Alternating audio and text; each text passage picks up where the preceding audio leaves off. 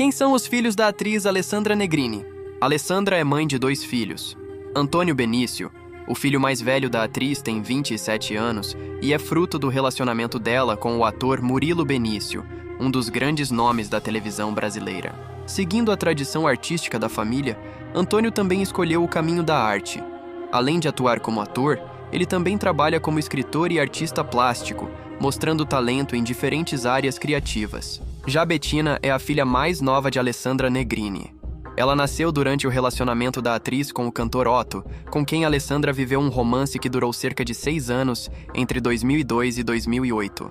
Atualmente, Alessandra mora em São Paulo e costuma compartilhar alguns momentos da sua rotina nas redes sociais. A atriz mostra detalhes da sua vida pessoal, incluindo registros em casa, sempre de uma forma autêntica e próxima dos fãs. E você, já conhecia os 2 filhos de Alessandra Negrini?